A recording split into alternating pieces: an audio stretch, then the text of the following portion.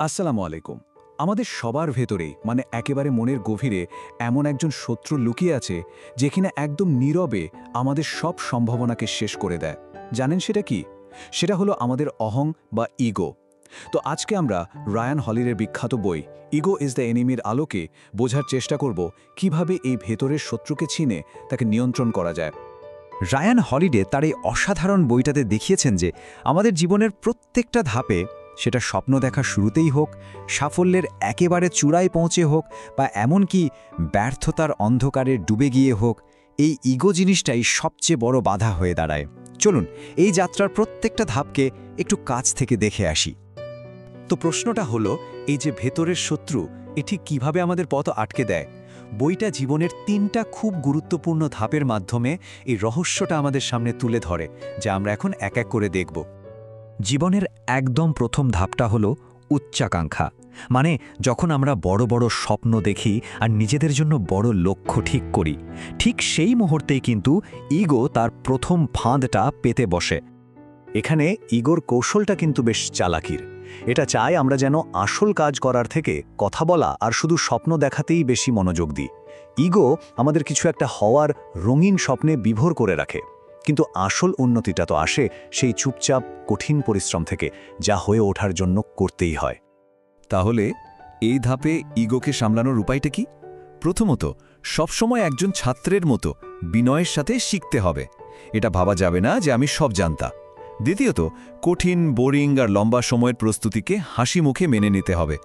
আর সবচেয়ে বড় যে চ্যালেঞ্জ, সেটা হলো ইগোর দেখানো লোভনীয় শর্টকাটগুলো সাহসের সাথে এড়িয়ে চলা। উচ্চাকাঙ্ক্ষার পর জীবনে আসে সাফল্য, কিন্তু মজার ব্যাপার হলো যখন আমরা একটু সফল হতে শুরু করি, ঠিক তখনই ইগো সবচেয়ে বেশি ভয়ঙ্কর হয়ে ওঠে। এটা আমাদের চারপাশে একটা বিভ্রমের জাল তৈরি করে ফেলে। সাফল্য পাওয়ার পর ইগো আমাদের কানের কাছে একটা বিপজ্জনক গল্প বলতে শুরু করে। গল্পটা হলো, এই যে যা কিছু অর্জন, এটা শুধু আমাদের অসাধারণ প্রতিভার ফল।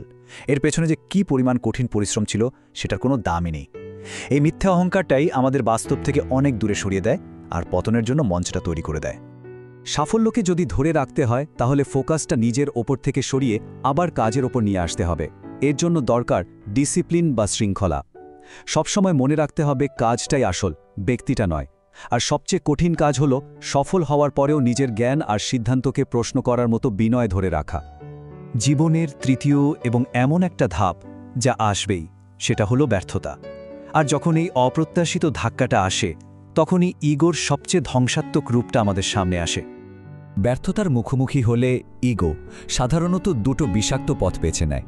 হয় এটা নিজের কোনো দায় না নিয়ে অন্যদের দোষ দিতে শুরু করে, অথবা ব্যর্থতার আঘাতটাকে এত বড় করে তোলে যে মানুষটা পুরোপুরি ভেঙে পড়ে আর নিজেকেই শেষ করে দেওয়ার পথে চলে যায়। কিন্তু এর একটা শক্তিশালী বিকল্পও আছে।